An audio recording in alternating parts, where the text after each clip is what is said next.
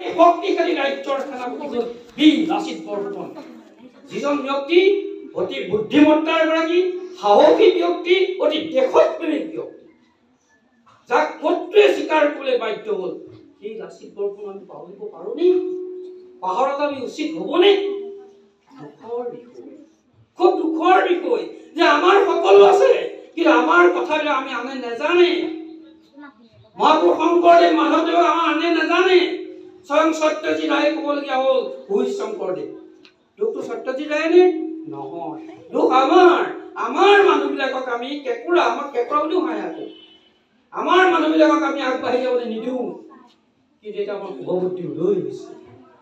আমাৰ এতিয়া শংকৰদেৱকো চিনি পায়, মাধৱদেৱকো চিনি পায়, আজাদ ফকীৰকো চিনি পায়, লাচিত বৰফুকনকো চিনি পোৱাৰ ব্যৱস্থা অসম চৰকাৰে কৰিছে, যাতে গোটেই পৃথিৱীতে জানে। আমি নাপোলিয়নক চিনি পাওঁ, শিৱাজীক চিনি পাওঁ, কিন্তু নিজৰ বাৰী ঢাপৰ এই অমূল্য ৰতনটো আমি চিনি নাপাওঁ। এয়া দুৰ্ভাগ্য নহয় জানো? কিন্তু আমি এতিয়া কথা হ'ল, আমি যে পাতিছোঁ লাচিত বৰফুকনৰ দিৱস পাতিছোঁ, এই পাতি আৰু ইয়াতে আমাৰ কাৰ্য শেষ নে? আকৌ শৰাইঘাটৰ লেখীয়া যুদ্ধলৈ আমি যামনে? যাব নালাগে। আমাৰ যুদ্ধ ক'ত? আমাৰ যুদ্ধ বৰ্তমান কৰ্মক্ষেত্ৰ।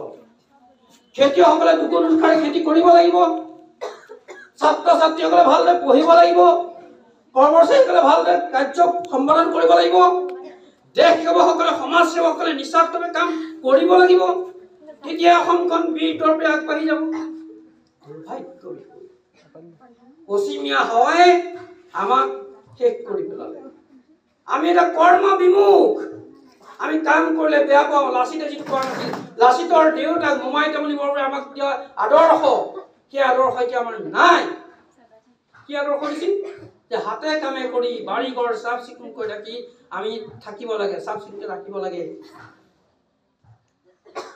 বাৰী আমাৰ নিজৰ বাৰী ঘৰ উভৈনদী আছিল, তামোল পাণ শস্য মৎস্য ভৰা আছিল। কিন্তু এতিয়া আমি কি কৰিছো? চালানী মাছ নাহিলে আমাৰ পেট নাই, থলুৱা মাছ নাইকিয়া হ'ল, থলুৱা খাদ্য নাইকিয়া হ'ল, সালগুৰি পিঠাগুৰি এইবোৰ আমি চিনি পোৱা হ'লো। ক'ত বল পালে অসমীয়াই সালো আৰু পিঠাগুৰি, সেই সালো পিঠাগুৰি আমি চিনি নাপাওঁ। উজলা কুকলা শস্য চামলা, সুজলা য'ত ভাল পানী খাবলৈ পায়, সুফলা য'ত ভাল ফল মূল খাবলৈ পায়, শস্যৰে চামলি অসম। কিন্তু এতিয়া আছেনে? নাই। দুখ কাৰ? দুখ কাৰোবাক আমি গালি পাৰিম নে? দুখ আমি নিজক গালি পাৰিব লাগিব। গতিকে আমি লাচিতৰ আদৰ্শ তেতিয়াহে আমি পালন কৰা বুজাব, যেতিয়া আমি কামবোৰ যি পাৰো আমাৰ যি শক্তি, সেই শক্তি আমাৰ কামখিনি আমি কৰিব লাগিব। অকমান কৰোঁ, ভালকে কৰোঁ।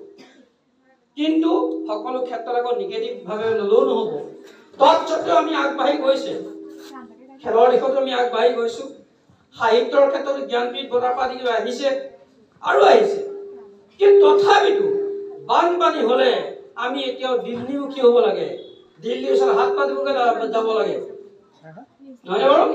দিল্লী আমাক টকা পইচা দিলেহে হয়, আগতে আমি দিছিলো, উপায় নাই পৰিস্থিতি এটা। কিন্তু তাৰ কাৰণে কি হ'ব? আমি সময়ৰ লগত খাপ খাই যাব লাগিব।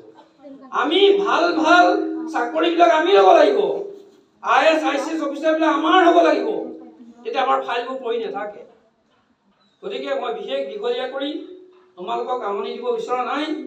এই মুহূৰ্তত মোৰ মনলৈ অহা যিটো ভাৱ, আমি আগমৰা জাতি নহয়, আমি এলেহুৱা জাতি নহয়, আমি দুৰ্বল জাতি নহয়, আমি বীৰ দেশৰ বীৰ জাতি। আমি আগবাঢ়ি যাব লাগিব, নিজকে লেহুকা হৈ থাকিলে নহ'ব।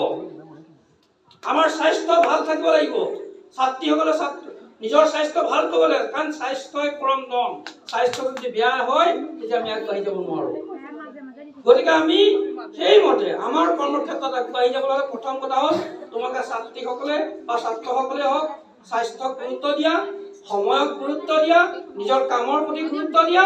তেতিয়া আমি সেই লাচিতৰ আদৰ্শক জীয়াই ৰখাটো সাৰ্থক হ'ব বুলি মই ভাবি মই দুআষাৰ সামৰণি মাৰিছোঁ।